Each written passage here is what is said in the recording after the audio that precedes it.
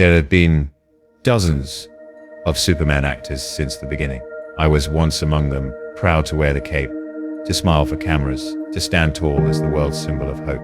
For many of us who stepped into that role, it was a dream come true. A role that felt simple on the surface.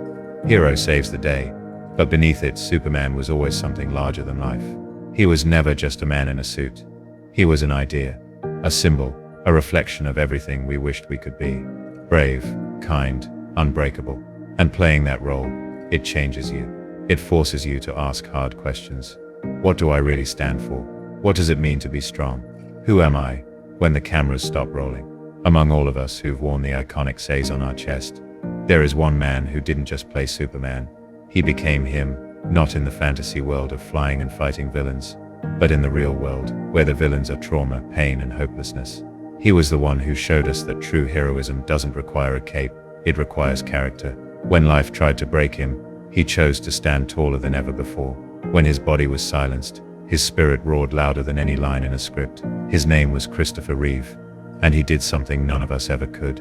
He transformed Superman from a fictional legend into a living example of what it means to rise through adversity, to lead through suffering, and to love life fiercely, even when it no longer looked like the life you imagined. Christopher Reeve was more than just the man who wore the iconic red cape. He became Superman in the purest, most human sense. Not because of Hollywood special effects or epic battles on screen, but because of the unimaginable strength, grace, and unwavering hope carried through the darkest chapter of his life. 1995, a horseback riding accident left him paralyzed from the neck down. In an instant, the man who once flew across the skies in cinema lost everything that most people take for granted: his independence, his physical freedom, and even briefly, his will to live. For a moment, he asked his wife if he should go. Her answer, "You're still you, and I love you," anchored him. And from that fragile, soul-crushing place of despair, Christopher chose to live. Not just survive, but live, fiercely, compassionately, and with a heart bigger than the myth he portrayed. It would have been so easy for him to retreat into bitterness or silence, but instead he chose to rise from the wreckage, and in doing so, showed us all what true heroism looks like. Not flying, not fighting monsters, but showing up every single day with purpose, even when it hurts to breathe. In the years following his injury, Reeve became a fierce advocate for spinal cord research, accessibility rights, and the dignity of every disabled person. He used his voice, now his most powerful tool, to fight for the voiceless. He stood before Congress. He founded the Christopher Reeve Foundation. He spoke on stages where his very presence brought people to tears. Why? Because he was living proof that a broken body does not mean a broken spirit. He redefined masculinity, strength, and courage. He made vulnerability powerful. He reminded us that it is not the ease of your journey that defines your greatness, but the way you keep moving forward when you have every reason to give up. His resilience became a mirror for all of us, especially for those silently suffering from trauma, heartbreak, or invisible wounds.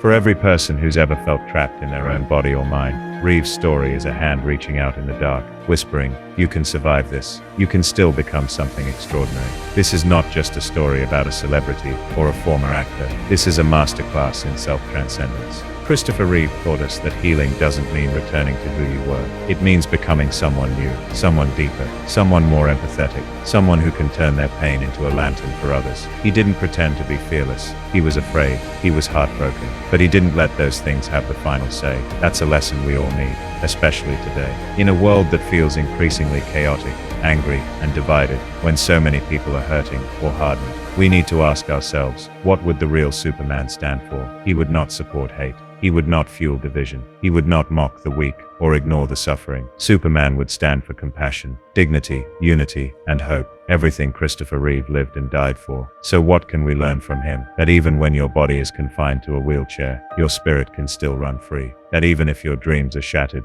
you can build something new from the pieces, something even more beautiful. That no matter how bad life gets, as long as there is breath in your lungs, you still have purpose. Reeve showed us that tragedy does not define you. What you do with it does. That love, perseverance, and service to others are far more heroic than strength or fame. And perhaps the most important lesson of all, the pain you're going through might just be the very thing that shapes you into someone else's miracle. So if you are hurting, if you are grieving, if you are stuck in the rubble of your life, Remember him. Let his story echo in your soul. Remember how he fought, not with fists, but with faith, not with speed, but with steady, unwavering conviction. Let it remind you that you don't need to be Superman to do something super. You just need to take the next step, to find your voice, and to believe, just like Christopher did, that who you are, as broken or as beaten as you feel, still matters deeply, that you can still rise, you can still fly. Maybe not in the way you imagine, but in a way that touches others, lifts them, and helps them find their own strength.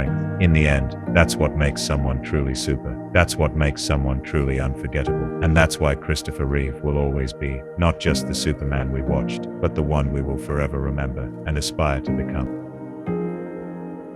What you probably don't know is that I left New York last September, and I just arrived here this morning.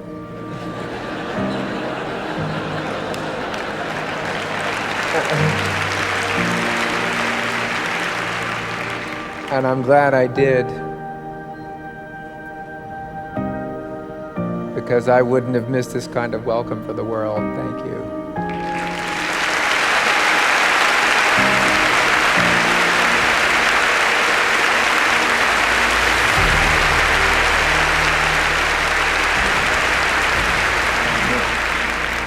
When I was a kid, my friends and I went to the movies just for fun.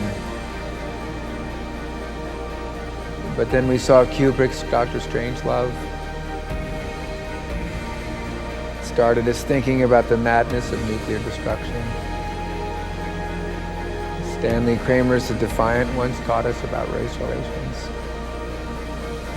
And we began to realize that films could deal with social issues. Now, when you look at films like Platoon and Philadelphia, Lorenzo's Oil, you realize the power of film to present painful but important issues to the public. So here are just a few more of the motion pictures that have courageously put social issues ahead of box office success. They've enlightened us, they've challenged us, and they've given us the opportunity to learn.